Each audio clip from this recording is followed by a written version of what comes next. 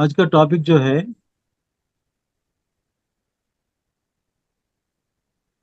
Purpose of life. जिंदगी का मकसद क्या है।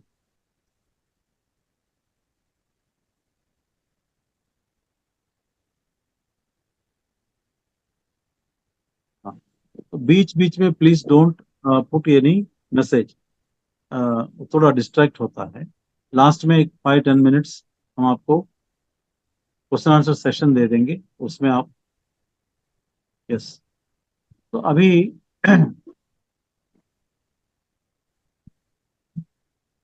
कि purpose of life, what is the purpose of life. अगर आपको कोई पूछता है, एक काम कीजिए ना, वन वन और टू पीपल अपना ओपन कर दीजिए, अनम्यूट कीजिए। थोड़ा इस पे चर्चा होना अच्छा है, नहीं तो बोर हो जाते हैं। जी सर। हाँ, ओके। और एक Ultimate purpose of life, as per my opinion, is the moksha, to get time and again rebirth on this planet, and to achieve the salvation, complete salvation, mukti, moksha, ultimate. That is the ultimate goal. मुक्ति पाना ही आपका जीवन का लक्ष्य है, सबसे बड़ा। Purpose. तो फिर आपने पढ़ाई क्यों किया है, नौकरी किया है या कुछ बिजनेस किया है, पैसा कमाया है, ये क्यों करना था। नहीं, बचपन में ही आपको हिमालय में जाना चाहिए था ना, मोक्ष के लिए। नहीं, ये चीज सर ऐसा है ना, वो तो लक्ष्य 20 या 50 लक्ष्य बनेंगे ना जब जन्म लिया। जन्म के बाद क्यूरियोसिटी है आदमी की, मैं ये करूंगा, मैं ये पढ़ाई करूंगा, मैं ये बनूंगा, मैं वो बनूंगा। वो तो वैसे आ रही है, बट फिर भी सेटिस्फेक्शन, संतुष्टि और शांति तो कहीं नहीं मिल रही है।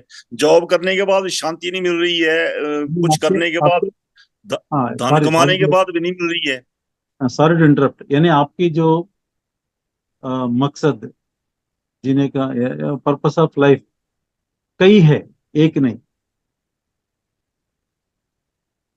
मतलब शुरू यस। में छोटे छोटे छोटे छोटे तो ये बने ना, बट अल्टीमेट तो यही है ना, जितने जो महापुरुष हैं, जैसे भगवान बुद्ध हैं। मैं मैं अल्टीमेट नहीं पूछ रहा हूँ, पर्पस ऑफ लाइफ क्या है। पर्पस ऑफ लाइफ तो, अब पर्पस ऑफ लाइफ सिंगल, ये तो मेरे हिसाब से तो ये है, बाकी तो। कोई और बता सकते हैं, ओनली वन और two. Oneness. Hello. Oneness. Oneness. Purpose of life is oneness. जी। आपका एज कितना है। 50। 50। तो बच्चे हैं, पोते हैं आपके, जी। पोते हैं। जी। तो अभी पोते को यही बोलना कि वननेस में जाओ भैया, अभी से ही। नहीं, वो हर सोल का अलग उद्देश्य है। कौन सी नहीं नहीं सोल नहीं, किस मेरा स्थिति में ट्रेवल कर रही है। मेरा पर्पस जो है, मेरे माँ बाप ने मेरे दिमाग में घुसाया कि तुम जी। डॉक्टर बनना है, या तो सरकार की नौकरी करना है। वही मेरे दिमाग में डाला है, मेरे जीवन का पर्पस बना दिया। तो मैंने मेडिसिन उसमें फेल हो गया एंट्रेंस में। फिर बाद में एमएससी एग्रीकल्चर करके बैंक में नौकरी मिला है मुझे। तो मेरा पर्पस फुलफिल हो गया। उसके बाद वो लोग शादी वादी मुझे कराया, बच्चे हो गया, और डूबता ही रहा इस दुनिया नहीं में। सर, वो तो जीवन जीने का एक माध्यम है। सांसें भी तो किसी तरह चलेंगी, वो बिना अर्थ के तो नहीं चल पाएंगी। लेकिन जो उद्देश्य है वो तो वननेस ही है, प्रभु परमपिता परमात्मा में विलीन हो जाना ही है। ये इसी वननेस को मतलब आपको ऐसे तो आपको नहीं नहीं, वननेस ये अगर जीते हैं। एक मिनट इसी को तो ये मोक्ष पर्पस, मैं बोल रहा हूँ, मोक्ष। ये जी पर्पस बिल्कुल। आपको उन्होंने बीच में मत आना। ये पर्पस आपको कब से मालूम हो गया। ये जब जब भी तो आपको इस अध्यात्म के क्षेत्र में आए, तो जब तभी लगा आपको कि मेन उद्देश्य हमारा यही है। आने के बाद आपका लाइफ पर्पस वननेस, उससे पहले का पर्पस क्या था? इससे पहले का पर्पज तो कोई था ही नहीं। जहाँ जा रही थी जिंदगी खुद ही खुद में जा रही थी अपने आप ही। कभी कुछ कर रहे थे, कभी कुछ कर रहे थे। कुछ केवल खाना करना पीना है। और सो जाना। यानी बच्चों को परवरिश करना आपका मकसद नहीं है क्या? वो तो अपना भी है, अब खाना पीना और सो जाना। वो तो उद्देश्य ये था कि दूसरे को भी यही है कि खाओ पियो सो जाओ और हम भी खाए पिए सो जाए। नहीं नहीं कोई अच्छे नहीं से खा नहीं पी रहा है, कोई कम खा पी रहा है, नहीं बस यही है। नहीं नहीं, बच्चों को परवरिश करना, फैमिली को देखभाल करना, वो सबको तो पैसा कमाना, है ना? ये तो होता है ना हर हर आदमी का। हाँ, ये तो वो तो अब भी कर्तव्य है। है ना जी, वो तो अब भी है। ड्यूटीफुलनेस है, कर्तव्य हैं। हम्म, कर्तव्य हो सकते हैं ना, ये कर्तव्य है, ड्यूटीफुलनेस है टुवार्ड्स लाइफ, कर्तव्य टुवार्ड गृहस्थ लाइफ, हाउस होल्ड और लाइफ। अब आज भी अपने बच्चों को मेन भी हम दिखाते हैं तो उनको भी यही मेन समझाते हैं पर्पस कि तो एक्सपीरियंस लेना है। हाँ जी। बताइए, main purpose is to experience everything. क्या एक्सपीरियंस करना है? सारे अनुभव लेना जो हमने हम्म, अभी नहीं सीखे, वो सारे उन अनुभवों को हाँ, जीना। कभी आप जेल गए क्या? हाँ, नहीं गए शायद ना? पिछले जन्म वो में गए हो एक्सपीरियंस, इससे। वो एक्सपीरियंस क्यों नहीं ले रहे आप? हाँ तो वो भी लेना पड़ेगा नेचुरली, कभी किसी को चाकू भी मारना पड़ेगा। ये भी सब जेल ही है जहाँ पे हम रह रहे हैं, ये भी जेल ही है एक तरीके से। लेकिन हर जन्म में अलग अलग अनुभव लेने के लिए आते हैं ना हम, तो शायद वो अनुभव हम ले चुके हैं, तो इसलिए वो नहीं ले रहे, अब हम कुछ और ले रहे हैं। अच्छा, तो एक छोटा बच्चा है, छोटा बच्चे को आप पूछिए what is the purpose of life, वो क्या बोलता है? मुझे अच्छा पढ़ाई करना, माँ बाप को नाम रोशनी करना, खानदान की नाम रोशनी करना, एक अच्छा नौकरी लेना, एक अच्छे शादी करना, अच्छे नौकरी लेना, ठीक है? तो वो छोटा बच्चा था, जब वो, उसको उसका क्या है, अच्छा मार्क लेना, यही उसका उस समय का क्या होता है, उस समय का उसका उद्देश्य। मकसद, पर्पस। उसके बगैर बियॉन्ड वो सोच भी नहीं सकता कि मुझे योगी बनना है ना, मुझे आध्यात्मिक रूप में जाना है, वो कभी सोचता ही नहीं, है ना? Can I उसके explain it, बाद, sir? हाँ, जब उसको अच्छा मार्क्स मिलता है, नेक्स्ट नेक्स्ट पर्पस क्या है, क्या कोर्स करना है ना, कौन सा अच्छा कॉलेज में पढ़ाई करना है, और जिस अच्छा कॉलेज में पढ़ाई किया तो कैसे आगे लाइफ अच्छा मिलता है, नौकरी मिलता है, यानी उसका जब वो डिग्री करता है, उसका मकसद ये है कि वो हमेशा कुछ अच्छे नौकरी हासिल करने का उसका पर्पस होता है। आप पूछो what is the purpose of your living, he says that yes Ramesh ji बोलिए आप। I should get a beautiful job. नहीं नहीं, बीच में आप कोई मैडम मत बोलिए please. Now okay, discussion is over. हाँ, नाउ डिस्कशन इज ओवर, तो टाइम कम है। ओके, तो कभी वो ये बोलता है कि मुझे अच्छा नौकरी चाहिए, क्यों भाई, शादी वादी नहीं करोगे? नहीं नहीं नहीं, जब तक मुझे अच्छा नौकरी नहीं मिलता है, अच्छा नहीं कमाता है, मैं शादी नहीं करूंगा। ठीक है, उसको मिल गया, नौकरी मिल गया, फिर उसका लाइफ पर्पस चेंज हो जाए, फिर वो अच्छे वधु को ढूंढता है, अच्छे पार्टनर को, स्पाउस को ढूंढना है, ढूंढ के शादी करना है। ठीक है, हो गया, वो भी पर्पस हो गया। फिर 4-5 साल के बाद उसका पर्पस अलग हो जाता है कि बीवी से कैसे चुपके रहना, है ना? 4 साल के बाद उसका लाइफ पर्पस वो ही हो जाता है। किसको बच्चा नहीं है, तो बच्चों के लिए अब what is the purpose of your life? यार, मेरे जिंदगी में बच्चे नहीं है, हम किसी हालत से मुझे बच्चा चाहिए।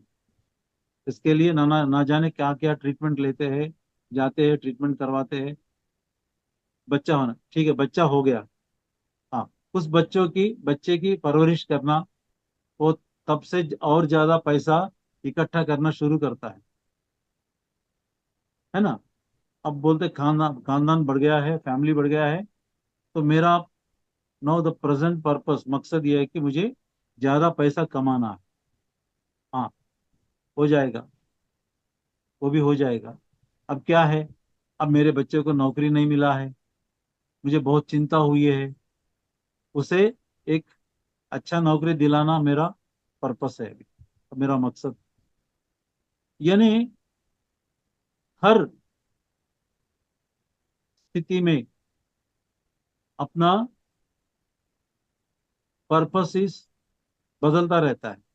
हाँ, पत्री सर यही बोल रहे हैं। ठीक है, देखिए आत्मा की यात्रा में पेज नंबर 115 में, जीवन का उद्देश्य मकसद, जीवन का उद्देश्य जो भी है उसे वैसे ही रहने दो। जीवन का उद्देश्य जो भी है उसे वैसे ही रहने दो। ये कहाँ से लिया है मालूम? गीता से लिया है, भगवत गीता से लिया है। यानी आपकी कर्म कर्म जो है वो घटिया भी हो, लेकिन उसे ही करो। दूसरों की कर्म को करने की मजबूरी में मत रहना। तो मतलब suppose I am a doctor, है ना, या मेरे दोस्त एक डॉक्टर है, फॉर एग्जांपल मेरे दोस्त एक डॉक्टर है, मैं एक शू मेकर हूँ, चर्मकार हूँ, है ना, मैं बहुत अच्छा शू बनाता हूँ, लेकिन उसे देखकर मैं जलता हूँ, अरे ये वो डॉक्टर है यार, है ना। तो मैं अपनी धर्म छोड़ के डॉक्टर की धर्म करने के लिए अगर मैं चाहता हूँ, तो क्या होता है, मैं भी एक कोट पहन के, एक स्टेथ पहन के एक दवाखाना खोल लेता हूँ, तो क्या होता है, मुझसे नहीं होता है, मर जाते लोग। तो यानी आप, हमारी धर्म जितने भी अनुष्ठान है, यानी जितने भी कम धर्म है, तब भी परवाह नहीं, लेकिन अपनी धर्म को ही अनुष्ठान करना है। यही ये गीता से लिया है। इसलिए पत्री सर क्या बोल रहे हैं, जीवन का उद्देश्य जो भी हो उसे वैसे ही रहने दो। तुम्हें जो करना चाहते हो करो, और तुम्हें जो बनना चाहिए वो जरूर बनो, वो जरूर बनो। जीवन का उद्देश्य, जीवन का उद्देश्य एक गतिमान बिंदु जैसा है, यानी it's a moving point, it is a moving point. The purpose of life is a moving point, एक गतिशील लक्ष्य जैसा है। It is a moving target, moving target. भौतिक शरीर के विभिन्न स्तरों पर भिन्न होता है। अब मैंने बताया ना, भौतिक स्तरों स्तरों पर, भौतिक शरीर के विभिन्न स्तरों पर भिन्न होता है। पर्पस ऑफ लाइफ बदलता रहता है। जैसे अपना शरीर में, जब छोटा बच्चा क्रॉल करता है फ्लोर में, उसका मकसद ये की है कि किसी ना किसी दिन मैं अपने दोनों पैर के ऊपर खड़े होकर दिखाना। और जिस दिन वो खड़े रहता है, बड़ा मजे से मुस्कुराहट देता है, as if yes climb the Everest. उसके बाद चलना, धीरे धीरे चलना, उसके बाद रनिंग करना, उसके बाद पढ़ाई करना, उसके बाद पढ़ाई में उन्नति पहुंचना, उसके बाद नौकरी, सब कुछ मैंने जो बताया था। यानी it is a moving point. Purpose of life कहीं भी एक नहीं रहता, कभी भी एक नहीं रहता है। It depends on your physical body, that is purpose of life is different at different stages of physical body. यानी भौतिक शरीर के विभिन्न स्तरों पर भिन्न होता है। हाँ, वैसे मानसिक विकास के विभिन्न स्तरों पर भिन्न होता है। मानसिक, यानी it is different at different stages of mental growth, है ना। तो मेंटल ग्रोथ क्या होता है, हमारा माइंड धीरे धीरे विकसित हो जाता है ना। तो कई सारे इमोशंस आता है। हाँ, मैं अ, किसी हालत से मेरे घर में बताया कि तुम डॉक्टर बनना ही है, नहीं तो इससे मरना अच्छा है। तो मैंने एग्जाम, मतलब बहुत मेहनत किया है, लेकिन मेरा एग्जाम सेंटर बदल गया। किसी मेडिकल कॉलेज लैब में दिया है। उस लैब में देखे तो मेरे सामने ग्लास जार में एक 6 मंथ्स बेबी, 8 मंथ्स बेबी, कई सांप, और कई तरह की स्पेसिमेंस ग्लास जार में लिक्विड में रखे वहां टेबल पे है। उसके सामने बैठ के मुझे एग्जाम लिखना पड़ा। मैं उसे देखते देखते आधा क्वेश्चन, आधा आंसर्स भूल गया। मैं एग्जाम फेल हो गया। उस समय पहले मेरा पर्पस क्या था, डॉक्टर बनने का। बाद में मेरा पर्पस क्या है, कैसे खुदकुशी करनी।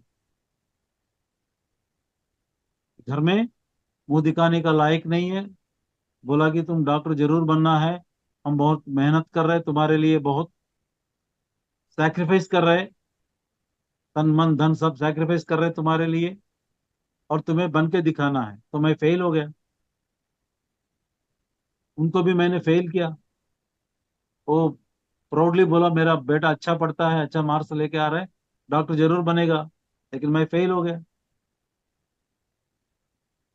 तो मेरे लिए बिल्कुल, मतलब इट वॉज ब्लैंक। मेरा पर्पस ऑफ लाइफ बिल्कुल बदल गया। हाँ, जब मैं खुशी, हाँ, दिस इज वन एस्पेक्ट। ठीक है, बाद में मैंने बीएस एग्रीकल्चर, एमएस एग्रीकल्चर किया था। ठीक है, उस समय मेरा मकसद था कि कम से कम कुछ जॉब तो मिलेगा। उस समय गवर्नमेंट जॉब की कोई ओपनिंग्स नहीं था जब हम डिग्री कर रहे थे, बट प्राइवेट जॉब्स, अच्छा जॉब्स मिलता था। ठीक है, कुछ ना कुछ प्राइवेट जॉब इमीडिएटली लेना था। ये वो तो that was the purpose at that time. उसके बाद जब बैंक्स में ओपनिंग्स खुल गया, ढेर सारे रिक्रूटमेंट हो रहा था, मेरा पर्पस इमीडिएटली बदल गया। मेरा पर्पस इमीडिएटली बदल गया। तो depends on the my minds situation, maturity levels. जब मैं, हाँ, अब आप ही you can also think it. जब आप बहुत खुश रहते हैं, कोई भी कुछ पूछते हैं ना, कोई बात नहीं, दे देते हैं, हम दे देते हैं उसको।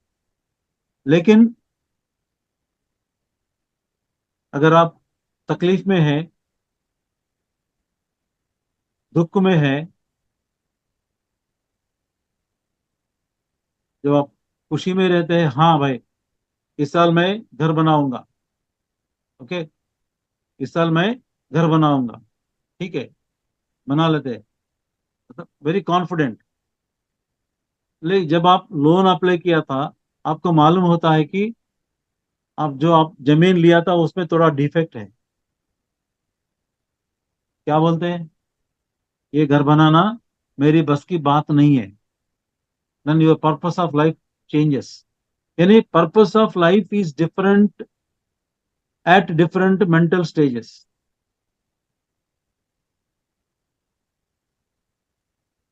Again, purpose of life is different at different spiritual maturity levels.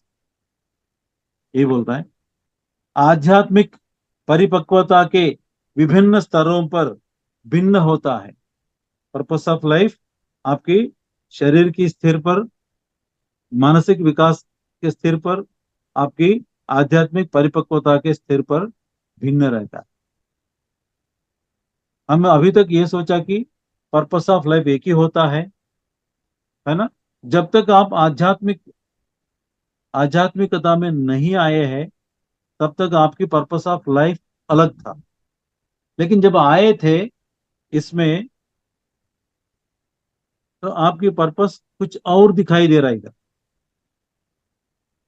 कोई वननेस बोला है, कोई मोक्ष बोला है, हो सकता है ये सब कुछ आपका पर्पस होगा, लेकिन ये पहले नहीं थे। अब कहां से आया? यानी purpose of life is a moving point, purpose of life is a moving target, and it is different at different physical stages, different at different mental stages, different at different spiritual stages। ठीक है, वो क्या है हम आगे आएंगे देखेंगे। अच्छा, पत्री सर यही बोल रहे कि हम इसे, ये पर्पस ऑफ लाइफ जो है, ये पर्पस ऑफ लाइफ जो है महान भारतीय खेल हवा में रस्सी पर चलने का खेल के द्वारा समझ सकते हैं। आपने कई सर्कस में देखे होंगे, रस्सी के ऊपर एक लकड़ी पकड़कर तो इधर उधर बैलेंस करते करते वो रस्सी के ऊपर चले जाते हैं, है ना।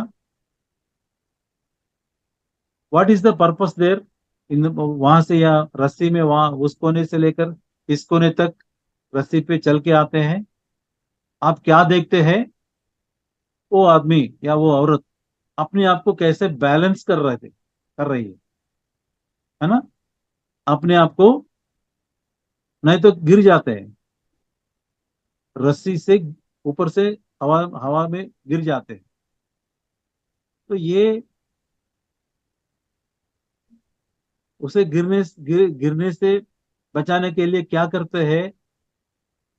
अपनी बॉडी को या अपनी हाथ में जो लकड़ी होता है उसे हिला के, इधर उधर हिला के बैलेंस करते करते वहां से यहाँ पहुंचता है। तो पत्री सर यही बोल रहे हैं, संतुलन ही जीवन का महान उद्देश्य है। Balance is the greatest purpose of life. Achieving balance is the greatest purpose of life. कितना महान, कैसे बोल दिया है, अभी तक हमें मालूम ही नहीं, हम यूं ही बोलते हैं, but what is the purpose of life? Balance. आध्यात्मिक परिपक्वता के विभिन्न स्तरों पर भिन्न होता है, यानी उस पल के धर्म को निभाना क्या है, ये हर पल पर चेंज हो जाता है आपका पर्पस ऑफ लाइफ। इसीलिए उस पल के धर्म को निभाना, उस पल के धर्म को निभाना और उस स्थिति के पल में आनंद महसूस करना। जिस पल पर आपको कौन सा धर्म करना पड़ता है उसी को करना, और उस पल को, उस पल में आप आनंद महसूस करना। यही आपका, हर आदमी का, हर मानव मनुष्य का पर्पस ऑफ लाइफ यही है। मतलब we should live and do our dharma as per the situation, according to the situation. उस पल के, उस पल की क्या सिचुएशन है, क्या डिमांड करता है, उसी धर्म को करना, यानी बैलेंस। जीवन का उद्देश्य है इज इक्वल टू धर्माचरण प्लस हर स्थिति में आनंदित रहना। धर्माचरण प्लस हर स्थिति में आनंदित रहना, यही है जीवन का उद्देश्य। हाँ, अब बोलिए मैं वननेस मेरा उद्देश्य है, मोक्ष मेरा उद्देश्य है। ठीक है, बच्चा आके आपको कुछ पूछता है, कुछ जरूरी पूछता है, आप ध्यान करने के लिए बैठते, अरे आप मत आ जाना, don't don't come and disturb, जाओ जाओ, मुझे ध्यान करना है, मुझे मोक्ष पाना है, मुझे वननेस में जाना है। नो, ये वैसी बात नहीं है सर, इसमें एक्सक्यूज मी ऐसा है, अल्टीमेट पर्पस ऑफ लाइफ मोक्ष है, उसके साथ जो है अभी अभी it's not spiritual. Allowed, please please, it is not allowed now. यही आपका धर्म है। मैंने पहले अलाउ किया था, मैंने बोला अब म्यूट करके रखिए, तो म्यूट करके ही रखना है। You have to keep the balance. आपको बोलने का उत्सुक रहते हैं, लेकिन अभी बोलना नहीं है। This is called keeping the balance, and that is the purpose of life. Okay, please, whatever you want to ask, you please ask. I'll give 10-15 minutes time. Okay. अच्छा, ये धर्माचरण क्या होता है? ये पर्पस ऑफ ये धर्माचरण क्या होता है? तो पत्री सार ने ये बोल रहे कि there are two type of dharma, varna धर्म, आश्रम धर्म। वर्ण धर्म, आश्रम धर्म। आश्रम धर्म क्या होता है? देखिए, इसमें पर्पस ऑफ लाइफ भी बोल रहे हैं कुछ 4 फेजेस में। आश्रम धर्म क्या होता है? आश्रम धर्म शरीर की आयु पर आधारित है। आश्रम धर्म शरीर की आयु पर आधारित है। धर्म के 4 स्तर होते हैं। इस धर्म के 4 स्तर होते हैं। वो ब्रह्मचर्य आश्रम, गृहस्थाश्रम, वर्ण वानप्रस्थाश्रम और संन्यास आश्रम। 4 आश्रम रहता है। तो ब्रह्मचर्य आश्रम में पर्पस क्या है? मकसद उस समय जो आचरणीय धर्म क्या है? ये शिशु अवस्था से लेकर युवावस्था तक या बाल्यावस्था से गृहस्थ आश्रम में प्रवेश करने तक हमें इसे ब्रह्मचर्य आश्रम बोलते हैं। यहाँ की धर्म क्या है?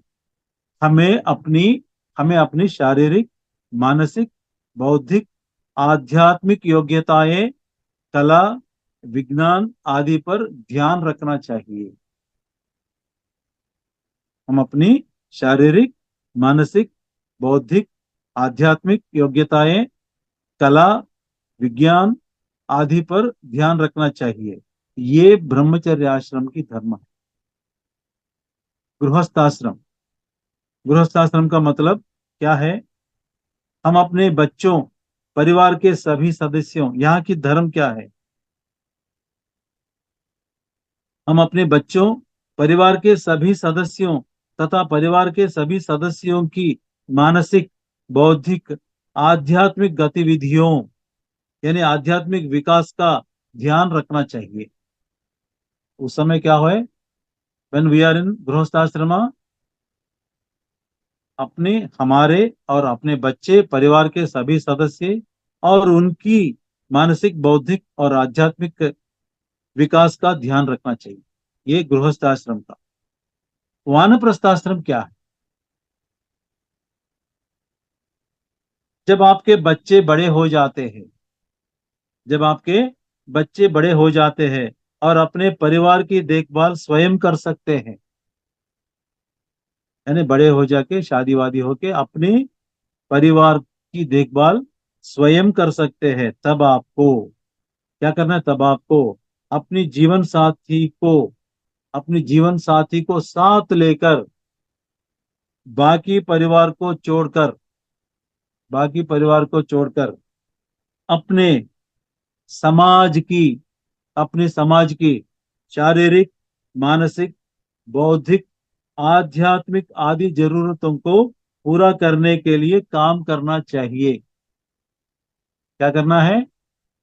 जब आपके बच्चे बड़े होकर अपने परिवार की देखभाल स्वयं कर सकते हैं, तब आपको अपने जीवन साथी को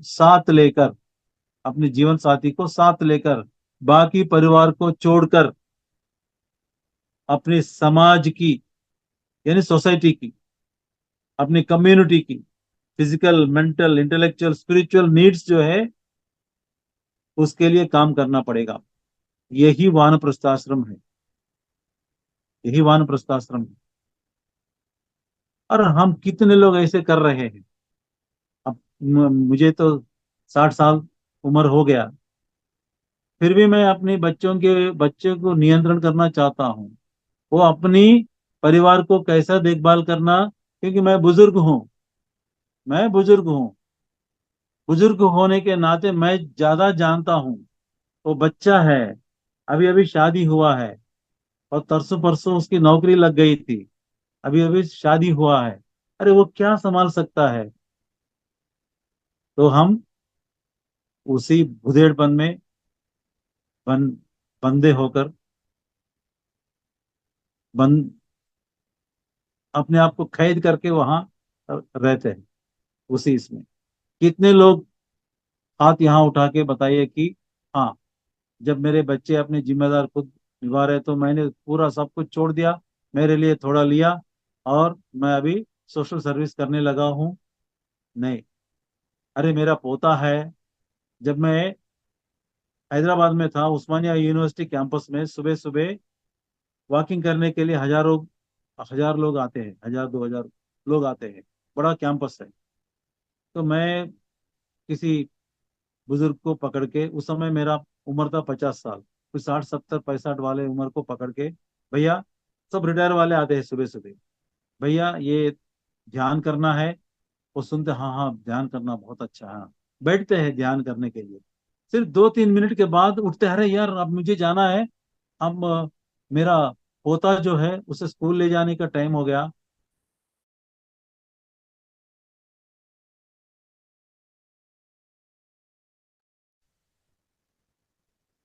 तुम्हारा बच्चा तो है ना, उसका माँ बाप तो है ना, तुम क्यों फिक्र करते हो? तुम क्यों फिक्र करते हो भाई? उसे ले जाने दो। अरे क्या साहब, वो तो रात में 12 1 बजे तक अपना मोबाइल देखते हैं, टीवी देखते हैं, सुबह 8 बजे तक नहीं उठते हैं, और उठते ही ऑफिस चले जाते हैं। तो पोता और पोती को जिम्मेदारी में हम खुद नहीं करे तो कौन करेगा? तो मैं पूछता हूँ उन लोगों से, भाई आपकी परवरिश आपकी दादा या दादी ने किया, आपके माँ बाप ने किया? अरे साहब क्या बताएं, हम अपनी परवरिश खुद किए हैं। हमारे दादा और दादी, माँ बाप दोनों खेती बाड़ी काम करते हैं। सुबह सुबह उठ के वो लोग खेत में जाते हैं, हम खुद नहाते हैं, हम खुद स्कूल ले जाते हैं। हमें कोई स्कूल तक छोड़ने वाला नहीं थे। फिर तुम वो मौका अपनी बच्चों को क्यों नहीं देते हो, ताकि वो अपने बच्चों को देखभाल करें? क्या बोलते हैं सर आप, कमाल की बोलते हैं। नहीं नहीं, ये तो नहीं होता है। हमारा जिंदगी ऐसा ही है, जब मेरा पोता बड़ा होता है, स्कूल खुद जाता है, तब मैं ध्यान करूंगा। तो दिस इज द आंसर। यानी उनको वानप्रस्थाश्रम के बारे में कतई जानकारी नहीं है। तो अब हमें वानप्रस्थाश्रम की जानकारी हो गई है। मैं देखता हूं कल से कितने लोग अब आपके बच्चे बड़े हो जाते हैं और अपने परिवार की देखभाल स्वयं कर सकते हैं। तब आपको अपने जीवन साथी को साथ लेकर, बाकी परिवार को छोड़कर, अपनी समाज की शारीरिक मानसिक बौद्धिक आध्यात्मिक आदि जरूरतों को पूरा करने के लिए काम करते हैं। ये मैं कल से देखना चाहता हूँ, प्लीज रिमेम्बर। अच्छा, उसके बाद संन्यास आश्रम में क्या करना है, क्या धर्म है वहां? यानी वहां जब आप संन्यास आश्रम में पहुंचते हैं, यानी वानप्रस्थ आश्रम में आप सामाजिक सेवा करते हैं। समाज की भौतिक मानसिक बौद्धिक और आध्यात्मिक जरूरतों को आप पूरा करने के लिए काम करते हैं। जब आप संन्यास आश्रम में पहुंचते हैं, आपको बाहरी संसार में आपको बाहरी संसार में अकेले ही जाकर अकेले ही जाकर समस्त मानवता की केवल आध्यात्मिक जरूरतों को पूरा करने की सेवा करनी चाहिए। यानी you should go alone into the world. किसके लिए काम करना है? Only to fulfil the spiritual needs of entire humanity. That is your that should be your purpose of life at that point of time. कि 4 ब्रह्मचर्य आश्रम में आपका पर्पस ऑफ लाइफ डिफरेंट हो गया, गृहस्थाश्रम में आपका पर्पस ऑफ लाइफ डिफरेंट हो गया, वानप्रस्थाश्रम में आपका पर्पस ऑफ लाइफ डिफरेंट हो गया, और संन्यास आश्रम में आपका पर्पस ऑफ लाइफ डिफरेंट हो गया। है ना, हो गया ना? तो this is how purpose of life एक गति, क्या बोलते हैं, एक गतिमान बिंदु जैसा है, एक गतिशील लक्ष्य जैसा है। That is the purpose of life. इसीलिए हमें क्या करना है? उस पल के धर्म को निभाना और उस स्थिति के पल में आनंद महसूस करना। जीवन का उद्देश्य है धर्माचरण प्लस हर स्थिति में आनंदित रहना। यानी कुछ सेटबैक होता है, कुछ सेटबैक तो होता ही, हमेशा कुछ ना कुछ होता है, तो उसमें क्या करना है हमें? उस पल में, उस पल का धर्म जो है वो करना है और आनंदित होना है। इसके लिए बहुत संतुलन रखना पड़ेगा अपने आप को। वो संतुलन ही पर्पस ऑफ लाइफ हो गया, जीवन का उद्देश्य मकसद जो भी है वो हो गया। ठीक है। और वर्ण धर्म, अब हम आश्रम धर्म को देखे हैं, इसके बाद वर्ण धर्म। आश्रम धर्म हमारे शरीर की आयु के ऊपर निर्भर है, depends on our physical age, maturity. अब वर्ण धर्म क्या है? दैट इज, इट डिपेंड्स, आत्मा की आयु के ऊपर निर्भर है, उसके ऊपर, आत्मा की आयु के ऊपर आधारित है, या आत्मा की परिपक्वता पर आधारित है ना। इस आत्मा की परिपक्वता को हम ऐसे डेफिनेशन दे, ऐसे स्टेप्स दे सकते हैं कि आत्मा की आयु के अनुसार शिशुआत्मा, बालात्मा, युवात्मा, वयस्क आत्मा या प्रौढ़ात्मा बोलते, वृद्धात्मा, विमुक्त आत्मा और अनंत आत्मा। जैसे हम बोलते हैं ना, शिशु, शिशु के बाद बालक, बालक के बाद वो यौवन में प्रवेश करता है बच्चा, उसको युव बोलते हैं।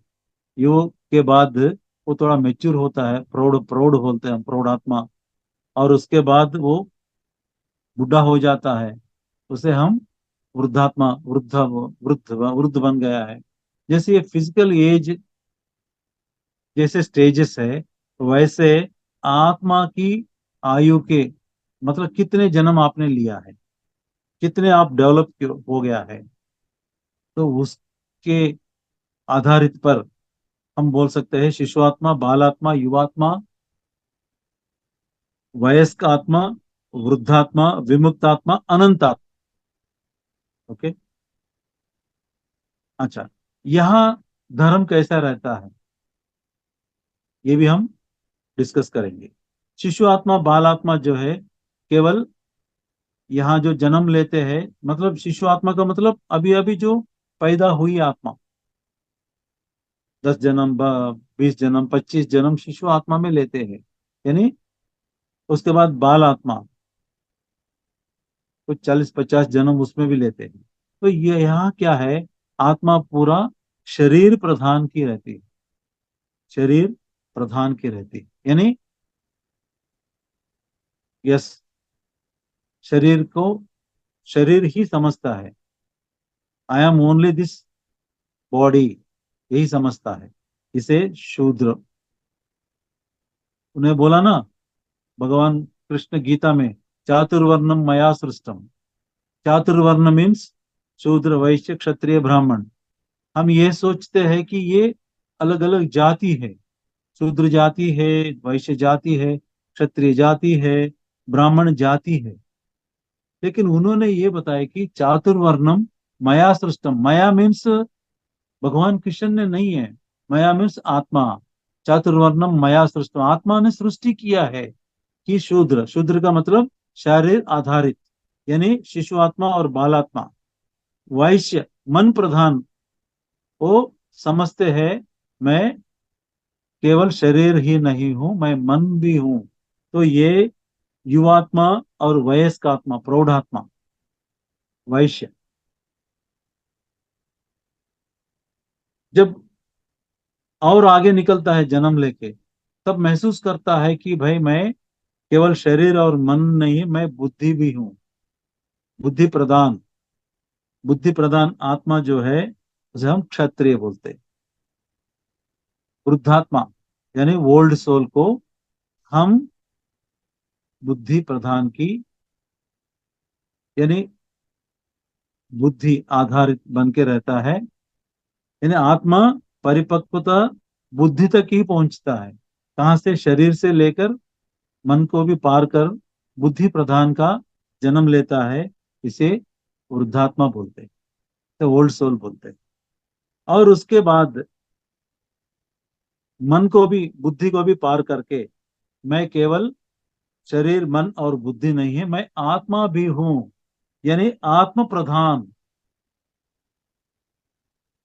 इसको हम विमुक्त आत्मा और अनंत आत्मा बोलते हैं।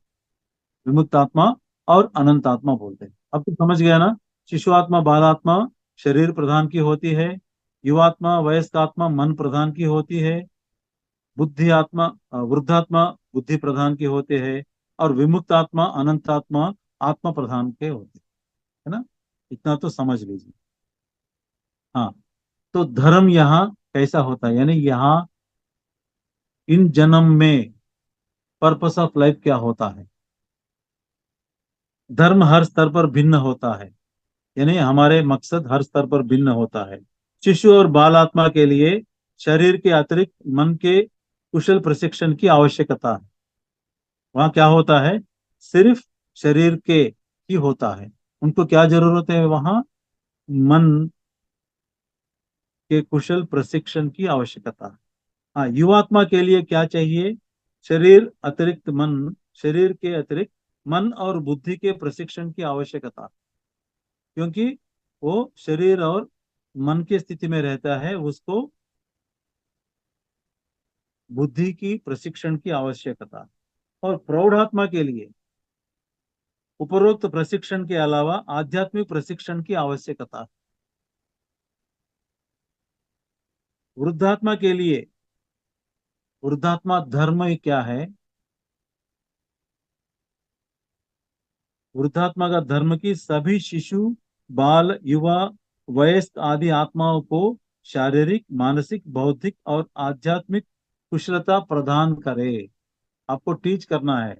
जब आप वृद्धात्मा बन जाते हैं, आपको शिशु आत्मा बालात्मा और युवात्मा वयस्क आदि आत्मा को आपको आप उनको प्रशिक्षण देना है। किसमें प्रशिक्षण देना है? शारीरिक मानसिक बौद्धिक और आध्यात्मिक कुशलता में प्रशिक्षण देना है, प्रदान करना है। विमुक्त आत्मा और अनंत आत्मा का धर्म यह है कि इनका धर्म क्या है? अपनी प्रवचन रचना और संस्था के माध्यम से समस्त मानवता को प्रोत्साहित करे। ये किसका काम है? विमुक्त आत्मा और अनंत आत्मा के काम क्या है? अपनी प्रवचन रचना यानी राइटिंग्स टीचिंग्स और इंस्टीट्यूशंस को स्थापित करते हैं, संस्था के माध्यम से समस्त मानवता को प्रोत्साहित करें। ओके फ्रेंड्स, अभी आप समझ गए ना कि जीवन का उद्देश्य हर मोड़ पर अलग अलग रहता है। ओके, हाँ, अब कुछ एक 10 minutes will go for question answers. मैं जानता हूं बहुत सारे क्वेश्चंस है इसमें आपके मन में। हाँ, पूछ सकते हैं प्लीज।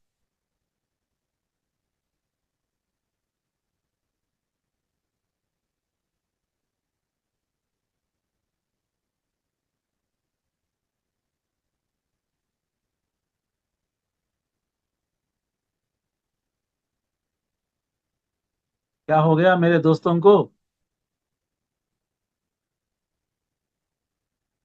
ये वाइंड अप हो गया। Yes master. बताओ ये कौन सी जी श्रीनिवास जी बोलिए। हाँ हाँ, कुछ क्वेश्चन हेलो है तो पूछ सकते हैं, कोई नहीं पूछा है, इसीलिए मैं बोल रहा हूँ सर, कि हम ज्यादा समझ में आ गया। दोस्तों को क्या हो गया? पूरा समझ गया।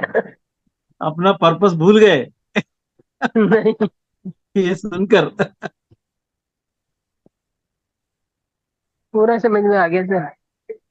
ओके, हाँ मास्टर, ये अभी हमारा कल लास्ट सेशन होगा और उसके बाद 1 जुलाई से सेशन चालू होगा 9 to 10:30। तो आप सभी से रिक्वेस्ट है कि अगले सेशन के लिए जब तक हम हमारा ये 21 दिन का प्रोग्राम होता है।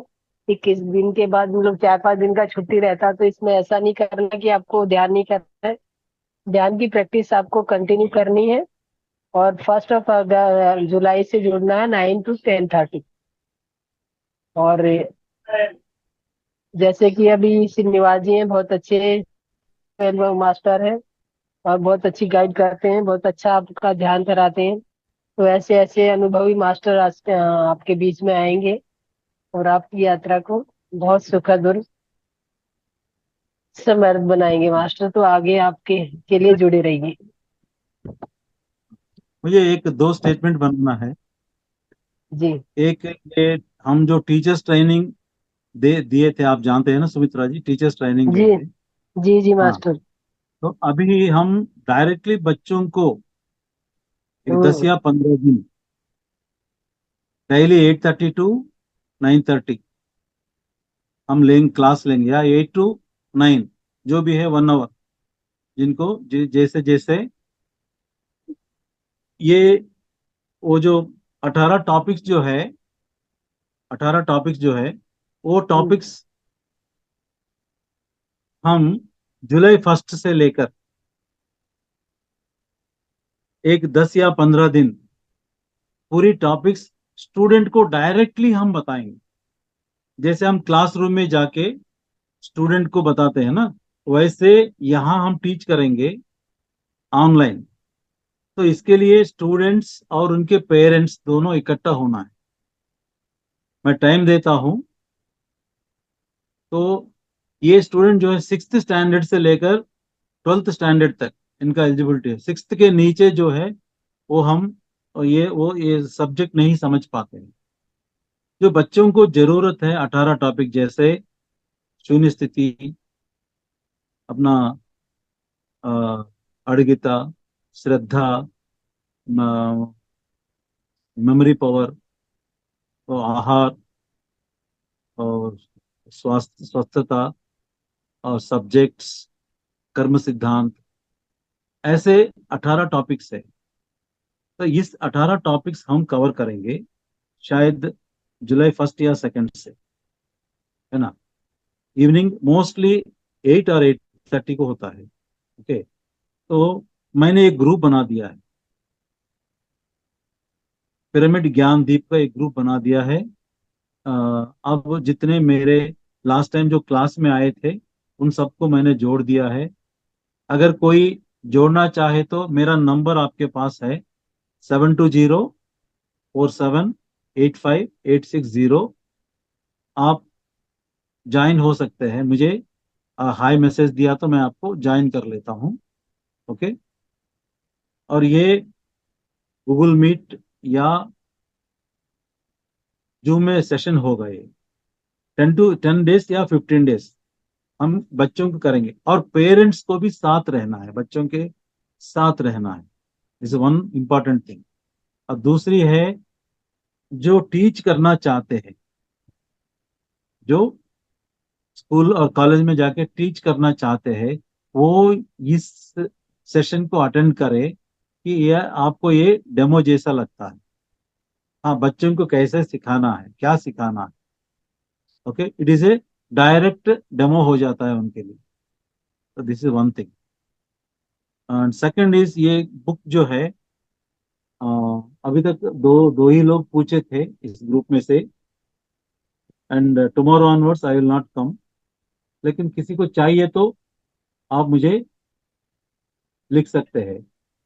मेरे व्हाट्सएप नंबर 7204785860, 7204785860। ये तो बड़ा, it is like a Bible और भगवत गीता जैसा है आत्मा के बारे में। इस छोटा सा किताब को आप भगवत गीता मान सकते हैं। इसमें आत्मा के बारे में हर एंगल दिया है पत्री सर ने। हम सिर्फ उसको संकलन करके ट्रांसलेशन कराया है, इतना ही मेरा काम है। ये बुक जो है 300 रुपीज है, पोस्टेज 50 रुपीज है। अगर ज्यादा कॉपी आप मांगेंगे अपने दोस्त के लिए, पोस्टेज फ्री में मैं भेज सकता हूँ। Okay, this is the book, आत्मा की यात्रा, पत्री साहब ने लिखा है। ओके, तो friends, those who want to enjoy the teaching to the students, please you can join. आप वॉच कर सकते हैं, और उसके बाद आप वॉच करने के बाद अगर आप डिसाइड करेंगे हम भी स्कूल जाके टीच करेंगे, तो आपके लिए एक सेशन रखेंगे। जो उत्सुक है टीचिंग करने के लिए, उनके लिए एक सेशन रखेंगे। तो आपको मेरे ग्रुप में ज्वाइन होना पड़ेगा। वो ग्रुप का नाम जो है pyramid Gyan Deep. Okay okay, thank you, thank you very much. Thank you master. शायद कुछ सर क्वेश्चंस नहीं है? तो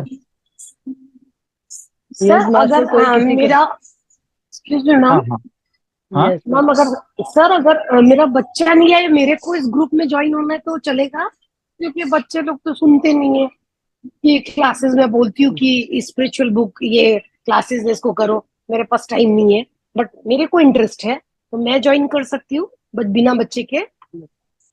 नहीं नहीं, ज्वाइन कर सकते हैं, कोई इसमें कोई प्रॉब्लम नहीं है। लेकिन अगर आपके बच्चे नहीं माने तो भी 1 घंटा बिठाना है, उनको बोलना है कि कल से ध्यान ध्यान का क्लासेस जो है, आप आपकी स्कूल में अगर कोई आके ध्यान सिखा रहे तो क्या करेंगे आप?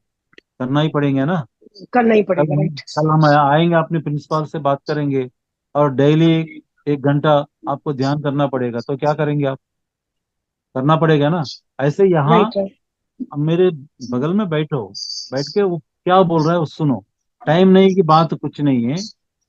तो बच्चे के जो है स्कूल से आते ही होमवर्क इमिडिएटली कंप्लीट करा के, खाना वाना दे के, 8 या 8:30 को हम टाइम डिसाइड कर रहे हैं, उसको 8 बजे को करना है, 8:30 को करना है। ओके, हाँ, ओके सर। क्योंकि this is going to be very useful, because we have, हमने 1 लाख सर से या टाइमिंग का देख कितने लीजिएगा, लाखों का 1 जुलाई स्टूडेंट से हमने, अपना ये वाला भी चालू रहेगा। हाँ, कितने लाखों का स्टूडेंट हमने पहुंचाया। हंड्रेड्स ऑफ टाइमिंग स्कूल्स में हमने डायरेक्टली जाके ये सब्जेक्ट उनको दिया है, और यहाँ अभी ऑनलाइन कर रहे हैं। ठीक है ना।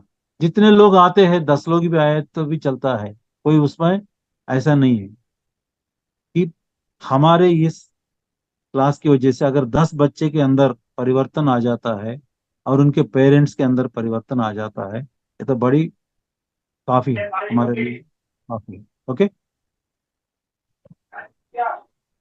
पहले आप ओके मुझे मास्टर। अपना अपना नंबर नोट किया ना, नंबर को हाई कर दीजिए, मैं अपना आपका नंबर सेव करके मैं अपने ग्रुप में डाल देता हूँ। ओके सर, थैंक यू हाँ, सर। Okay, thank you.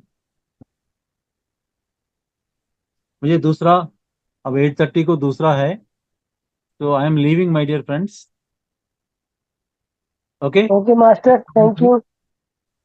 हाँ, अच्छा, ऑल ऑफ आपको भी, यू मास्टर, बहुत और बहुत धन्यवाद आपका सभी का। महावतार फाउंडेशन को, और खासकर सुमित्रा जी को, और जो यहाँ आके सुनने का मुझे मौका दिया है, या मौका बोलने का मौका दिया है, उन आप सभी को मेरा धन्यवाद, धन्यवाद, प्रणाम, प्रणाम, थैंक यू, थैंक